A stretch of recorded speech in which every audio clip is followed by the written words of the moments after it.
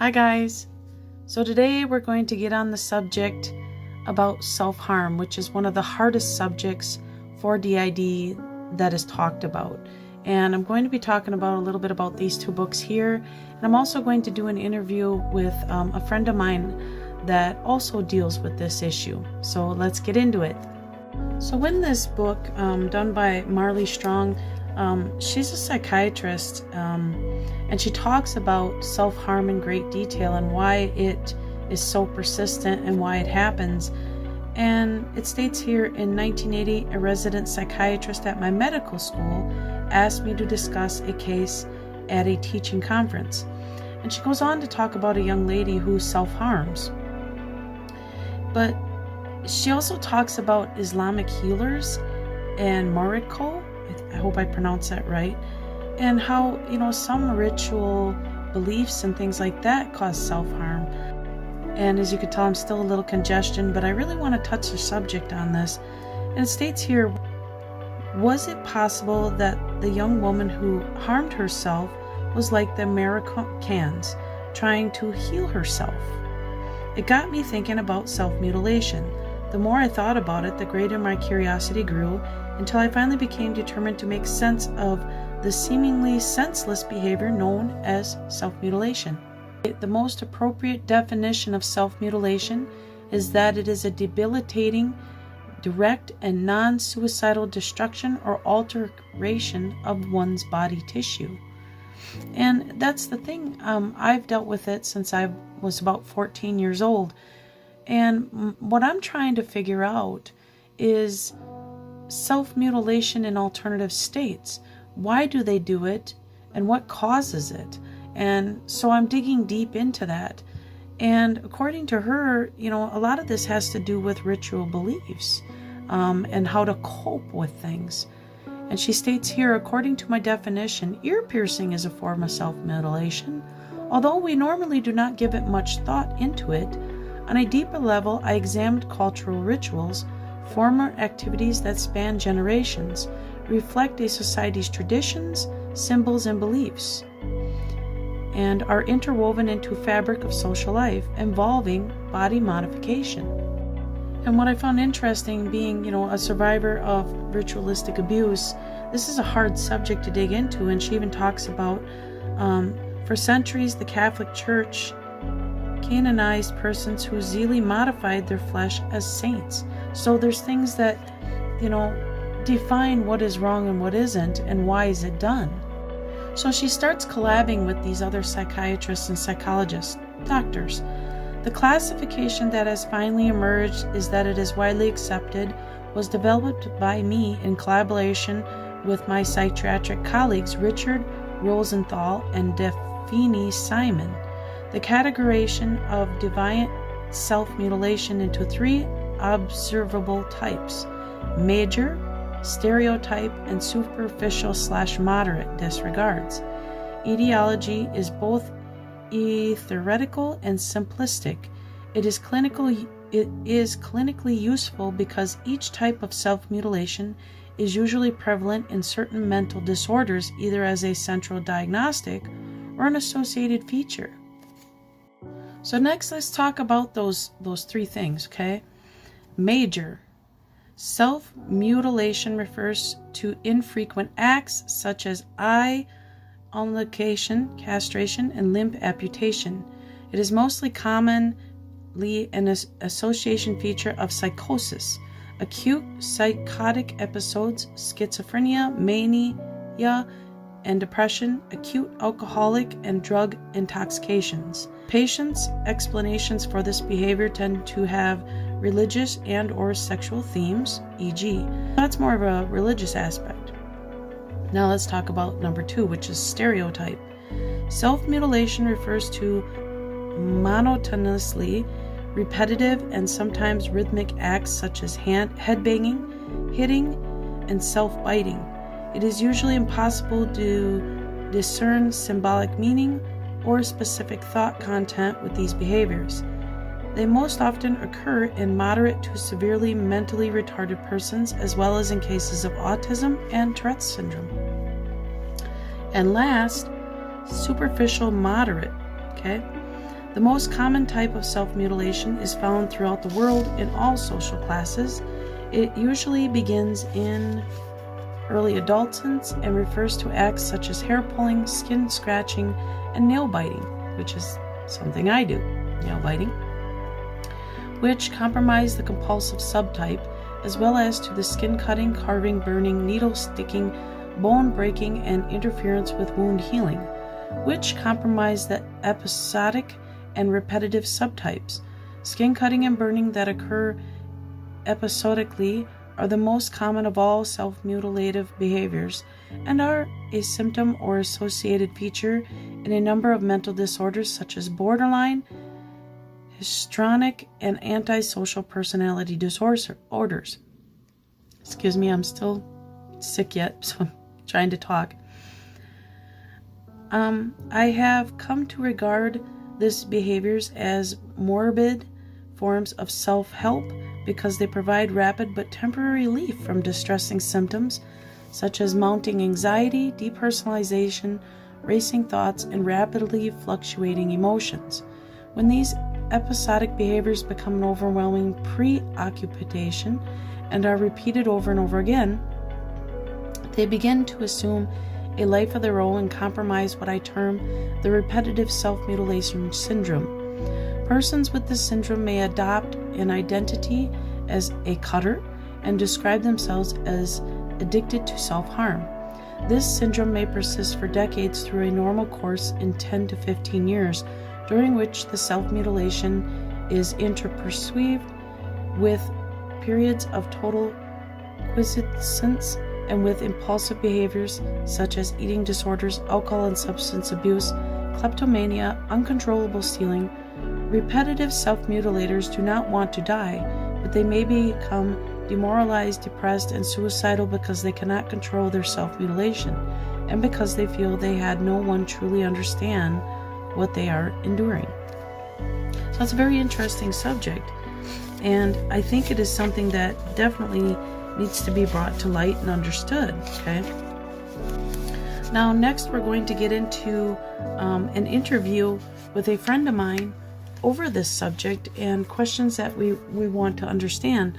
And one is with DID. Alternative states cause amnesia to us as a host to not really realize that self-mutilation is taking place. And that is a huge subject I want to get into. I also have alternative states that have self-harmed and still do at times. And I want to understand why they do it and what are they protecting. And according to what I've read, it's usually to stop suicide. It's more of a way of the alternative state dealing with coping memories of pain and abuse. So let's get into the interview. So, Joy, what signs and symptoms do you feel before it gets too overwhelming and self-harm and disassociation takes place? Well, we have certain triggers that gives us flashbacks, and that triggers out some alters that have self-harming issues. And when we feel like worse and depressed and have lots of anxiety and stuff, then it's more easy to get into a destructive mode, or that an alter that is destructive comes out. And when we get destructive, we often dissociate and shut down. We shut down our sense of pain, so we don't feel what we're doing, which is really dangerous sometimes. Do you find that like lack of sleep has a huge issue that can lead into it? Yeah, definitely. When we're tired. Why do you think there are alternative states that self-harm? What's your opinion on that? For us, it's mainly because we punish ourselves. So we have to punish the body in some way to, I don't know why really, but... Do you think it has something to do with like self-coping of what I have read in the research of these books here? It states that the coping mechanism of self-harm is to prevent suicide. It's more like a coping mechanism Yeah, to yeah, yeah. bring yourself to Definitely. more awareness. Yeah. Yeah, yeah, definitely. For us, when we, if we get suicidal, sometimes we can do self-harm instead. We can negotiate, so that someone in the system that says that I don't want us to go and kill ourselves or do suicide, Mm-hmm. then we can sometimes get into the middle way that we can self-harm instead. How long have you Yeah. been dealing with this? Do you know? Um, since I was a kid, but seriously, since 10 years ago, I think. Okay. Then it escalated and it became really, really bad. It's hard to tell the awareness when you have amnesia with it. Usually it's the Yeah, doctors and yeah, stuff that help you. I've been told since I was about 14, you know. yeah. I did self-harm in different ways when I was younger. Yeah. I didn't cut though. Cutting is something I started later on. Mm-hmm. Um, or I didn't cut where people could see. I know that when I was 12, 11, 12, I tried to sort of break my own arm and stuff. For me, it was like Yeah, I think what started out was not eating. I didn't want to eat because there was this yeah, yeah, impediment yeah, of overeating, and then it became to where scratching, burning, cutting, it just all took yeah. place in that range between 14 to 18. What new coping skills have you found through therapy process to be useful for the self-harming issues? I think like grounding, and to do reality checks if I feel that I start switching, or if I get triggered by something. Mm-hmm. Um, so I know that that can trigger out an alter that is destructive. Um, I can do some grounding, like where am I? What am I doing? Is it likely that what I'm what do you call it? I would call it What? viewing a memory. Yeah, Yeah. yeah. So what I'm viewing, if it's happening now or if it happened then, Then and then I ask myself, how do I feel and why do I feel like this, and so on. So I try to just ground myself here the and hard now. part is catching it. You know, if it gets to that 3 day stretch, usually for me, it's I either have to have an extra Yeah, appointment yeah, yeah. made It's or just out of the medication. window. Yeah, because it's you get too tired to fight with it anymore. You know. Yeah, yeah, yeah, for sure. Do you feel this alternative state that self harms you is unaware of the present time? Yes, for sure. Same here. They are. It seems Yeah, like they are set in a time period, well, when that trauma happened, yeah, and yeah, they don't have the skills to cope with the anger and the the self-harming issues they have. They don't know how to ground themselves. So it's yeah, difficult for an alter to figure out, where am I going to go with this? What am I going to do with this? The biggest issue I've read in the books, believe it or not, even those that don't have DID, it seems to be the stare off and the start of a dissociative state. And it was talking in yeah, this book here about how a therapist has to be patient and they have to yeah, earn trust with those states without causing more harm. Basically, finding out why they yeah, do it and what's causing them to do it. And it seems like once a therapist or a mental health care provider gets to know that alternative state and talks to them about what is the present time, how old they really are, why are they doing this, let's find a new strategy, it seems like the tension eases off and they're less likely to harm yeah, themselves, you know. yeah, yeah, yeah. So, is there any other Yes. thing you would like to bring to light about self harm? Well, there's a lot of room, like a lot of talking that it's for attention. So Mm-hmm. that's one thing that I would like to sort of take out, that it's not done because you want attention, at least not for us. I mean, if it was for Um, attention, we wouldn't be hiding it. I think that's the thing. no, exactly, Yeah. exactly. And if for us it's for punishing, uh, obviously a lot of the times. Um, but I know some people that does it, because they get a sort of a kick out of it. Hmm. And then they want to do it again and again and again because of that. Yeah. But yeah, I just want the rumor about it being for attention to go away, because it's not. Yeah. I don't know anyone who self-harms that does it for attention. Yeah. Exactly. Well, and the thing is too, do you find that through therapy and talking about this, do you find that your alternative states do this behavior because they're not aware of what the body really is, or basically the age of the body, or they hate the body, you know? Yeah, they usually hate the body, and Mm. and as well they don't they get um, sort of very dissociated when they do it. So we don't really we don't feel pain. We don't know who we are and where we are at the moment. Yeah. And usually after the self-harming, um, we kind of wake up. I don't know, that's not the correct word, but you Come sort of to. Yeah. you come to, and you change to another alter maybe, or to yourself and stuff. Um, and we don't really know what happened and what we did. We just see that we've done something to our body. I have a question for you that kind of relates with my own therapy. How do your littles react with the self harming issues? Are they aware that it's happened, or are they kind of surprised when they come to and find that the body's been harmed?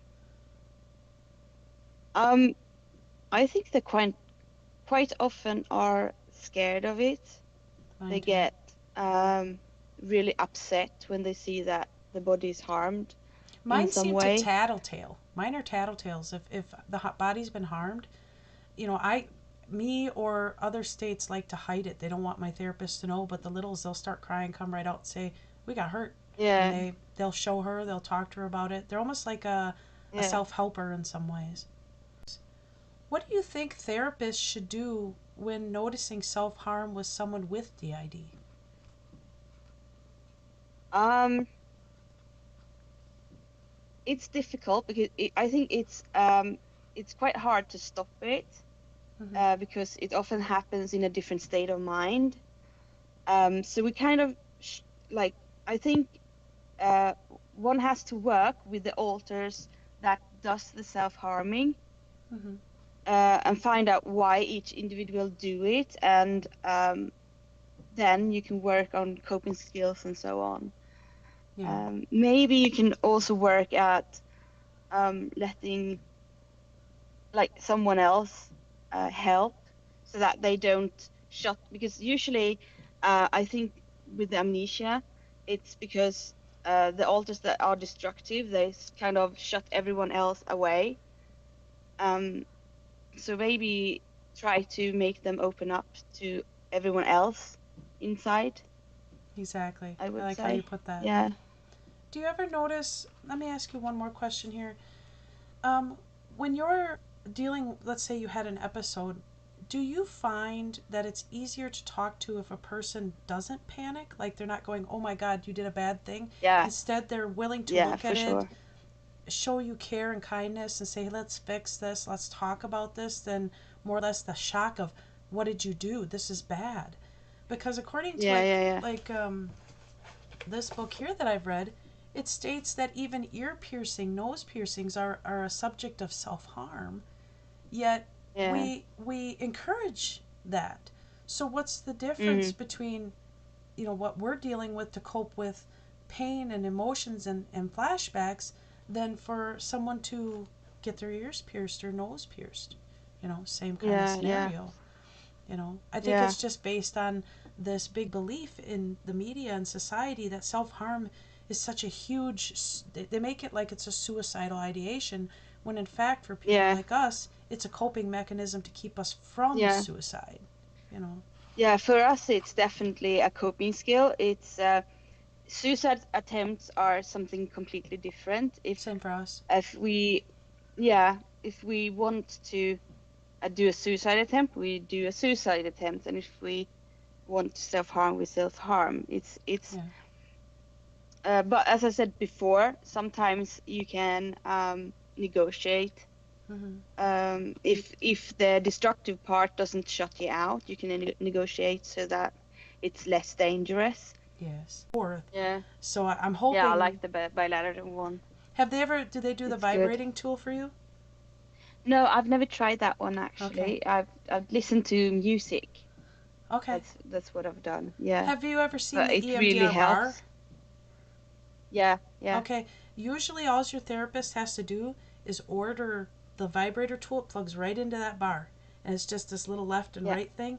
That way if you have alters that Yeah. are blind to, seeing the lights, then you can use that as a stimulation as well. Thank you. That was a really Yeah. good. They're cool. Have you ever had issues in therapy where alters are trying to harm you in therapy? Yeah. Um, Not so much because we haven't it was a long time since we did, really hard stuff.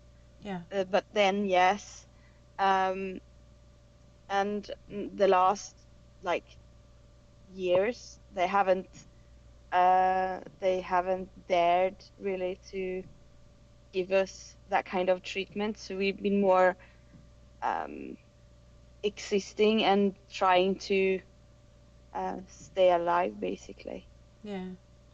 I think that's the Yeah. whole idea behind this. I think that's the hugest issue is the misrepresentation of what this coping skill is. Even though it's not a healthy Yeah. coping skill, it's still a No, it's coping not skill. healthy at all. Yeah. Yeah. And I think that's the problem is people are not understanding that, until therapy is done to change these behaviors, they're not going to change. And No. especially with, I think that was another thing in this book. They talk about how to, and again, I've talked about this in my videos, I think you have too, collabing those physicians, doctors, and neurology Yeah, all exactly. together. And Some of the authors use sharp objects. And I think really that's from what happened to us. yeah, And other ones sort of try to harm in I think even more destructive ways, because I mean cutting and stuff, you can see it. yeah, Everyone else can see it, but it's not the most dangerous yeah. self-harm I issue. mean, to me, I if think. people need to notice that a lot of times self harm is done up on top of the arm. If it was a Yeah, suicide yeah, attempt, it would be here, you know, and yeah, exactly. that's something that doctors and therapists need to discuss and be like, okay, this is not a Yeah, suicide attempt. It's a coping to get an endorphin to deal with a memory, you know. yeah, Um, exactly. do you find that alternative states will self harm you to get out of a situation? Like mine will use it to get out of a doctor's appointment. Yeah, Where they got to check your body in places that make you feel uncomfortable. I've had alternative yeah, states that are aware that a doctor's appointment is coming and they will harm me to try to get out of that situation. Now, lately it's yeah. been a lot better because my therapist goes to my doctor's appointments and discusses it in Mm, great detail before we go with all alternative states. yeah. So there's like this team Well, effort, you know. we have the care home and the staff here, Yeah. and it really has helped us a lot. We are a lot safer, calmer. We have this, strict schedule of Guidelines. what to do and when, and um, they come with us to appointments, doctor appointment, which is really good, because sometimes we don't remember what the doctor said, Yeah. and sometimes we just need the encouragement and the help. It's funny you And talk about that because in the book it stated the same thing that, yeah, to be, they say that people in inpatient that have self mutilation issues actually heal faster in inpatient care because of those guidelines. yeah, They feel yeah, cared about, they like the idea of being mhm, watched, nurtured, loved. And that's the big yeah, thing with DID is you don't love yourself. But when you have somebody showing you love and affection and care, it boosts that endorphin so you're not harming yeah, yourself. exactly. And I think that it's And now I forgot what I was about to say. It's okay. I love this. It can be edited. I start saying something and then someone else disturbs, and I was like, Yep. what did I say? These are great books, by the way, Joy. I was shocked. This is Yeah. my favorite, and I'm reading them both at the same time to do this because I wanted to get an understanding of it. But this one I like because it actually had the stories of people Yeah. in it that talk about it, and they talk about the sessions. So they're Yeah. like talking in great detail on how he starts out, and 80 to 90% of them don't trust him. In fact, they play a game called Oh, basically. trust is a big Yes. factor for success. Yes. Yeah. I've had like the counselor that I have now. Yeah. I've had him for, I think it's 5 years now. Yeah. Yeah. So yeah, 5 years. And I'm just starting to trust him, like for the past half year. It's Yeah. gone better and better. And I think, with the schedule and very strict Yeah. way of living, it has helped us because, I mean, it was a long time since at least since we cut. I mean, I dig like this So do I. sometimes when Yep. so I've got lots of scars here. But anyway, the strict guidelines and stuff has Yeah. made us less dangerous. We Yeah. haven't tried to cut for a long time. We haven't really made suicide attempts for a long time. And I was actually quite proud of myself or ourselves, because we had a bit of a fall down, or what do you call it, dip? No? No? Yeah, that's We about right. we Yeah. we we got worse Yeah. in like February, March, so we had to That's go the into the worst time of hospital. year. Worst time of year. Yeah, but we didn't self-harm, and That's that's like a good. major thing for us. Yeah, When we you're would in probably therapy, like, when you're in yeah, therapy and you do this, because I did yeah, yesterday, have you ever had your therapist just try to slip their hand in? Because if I'm just no, curious, because now like mine, when she does it, they won't harm her. They'll harm me, no, but they won't harm her. So yeah, it's like, and if no, your therapist has a thing where he can't touch you, can he slip something in that hand to see if that'll yeah, to stop them from hurting you? yeah, that is a good idea. Yeah, yeah, I think the biggest thing is talking about it without panic and calling you bad or horrible or yeah, why did you do that? And the main reason that it's done is to cope. So then as a therapist, I think a lot of these therapists need to go, okay, we need to find a new coping skill. We need to find something that gives you that endorphin that you need, you know. yeah, As yeah. I You don't need to hear that you're weird, that you are doing it for attention, that you are like wrong. yes. I mean, that's the feeling you have already. And if someone outside, like in hospital here right now, they Yeah. have this policy: if you self-harm in the hospital, Yeah. you get kicked out. It And see, doesn't to matter me that how. that's so I wrong know because it's weird, isn't how it? are you supposed to I mean, I know, it's so weird to me because it I should mean, be if you are okay. suicidal, Yeah. To me it should yeah, be if you where are they give you. suicidal, you go to the hospital, and then they say if you do a suicide attempt in here, Yeah. we will kick you out. And it's not making sense for me. No. It don't make sense. That's like telling a drug addict if you've done drugs we don't want you in our, Yeah. it doesn't make any No, sense. exactly. Do you find the self-harming is less when you are able to process through a memory that's come back to you? Yeah. Yeah, if I can process things, and if I can ground myself, as I said before, and realize that it's a memory and it's not happening now. Yeah. Um, Often yes, but sometimes, I mean, if the flashback gives me the creeps and gives me the feeling of being just bad and Yeah.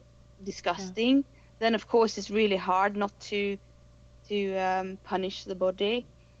You know what's But strange is yeah, that when viewing memories, and I don't know if you have this issue, It seems like if I can project it onto a wall and view it, it's not as intense.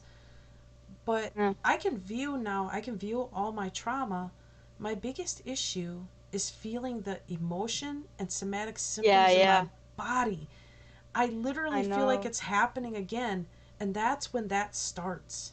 As soon as that emotion comes in, then I can't stop it. Yeah, because it's I can sometimes do that too. That like and if a trigger, like we have a certain trigger, we don't like a certain color, and if we get triggered by that color, we usually can cope with it right there and then, but afterwards we get all these emotional.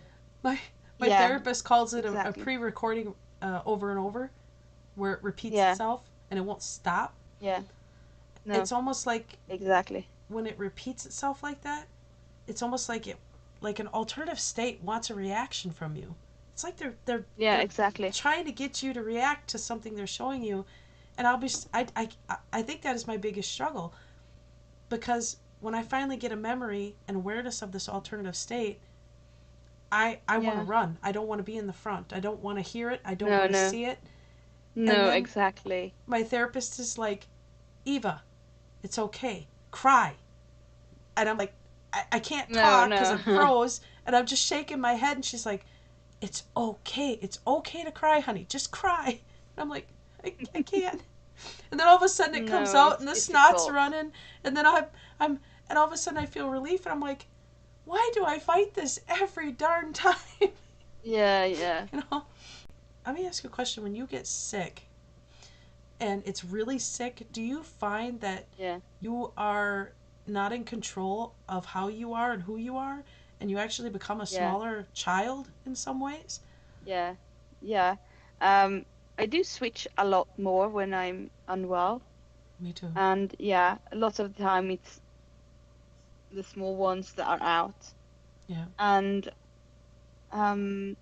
it's just very messy and very unpredictable, because we have lots of amnesia and lots of not knowing what we have done, because it's so fragmented. Yes. Because there are so many switches. Really and annoying, it gets hard. actually. I think the one thing all of us can agree on is if we could have anything in the world, what would it be? And my first response is time. I wish I could control time. You know, time is the most valuable, most precious thing. Yeah, sometimes it just goes away. It's like all of a sudden the whole day is gone, and you don't know what happened or what you've done. Do you feel like it's quite annoying? Like you did? I think my biggest issue is I feel like I didn't accomplish what I wanted to accomplish. Yeah. Definitely. And it gets frustrating. It actually feeds into more disassociation, because then there's this alternative state in your ear going, how dare you? You didn't get this done. You're lazy. Why didn't you get this done today? Yeah. There's always that exactly contemplation between the two. Yeah. You know, as you get more aware, you'll find that out. It gets quite annoying. Yeah, it is. But well, I think that's about all we have. And you know, unless you got something else you can think of, I don't want to hold you up like last time. Last time was a blast. It was a blast. It was tiring though. I hope you enjoyed that interview. It was a great pleasure to work with Joy on the issue of self-harm. Now I want to touch bases on this last book a little bit, since I did with the other book, but not this one. And in this chapter it talks about the effectiveness the therapist must have, and that's between 176 and page 183. Now it states here some of the things that a therapist needs. Confidence, which ranks very high on the list. The ability to stay empathetic and close to the patient when that patient hears their own talk is strange, even to themselves, when their thoughts don't make sense or they act as committed against themselves are mysterious to them.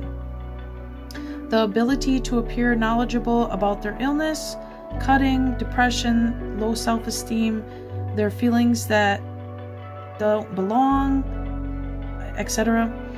an understanding of their despair and the ability to convey that understanding to the patient.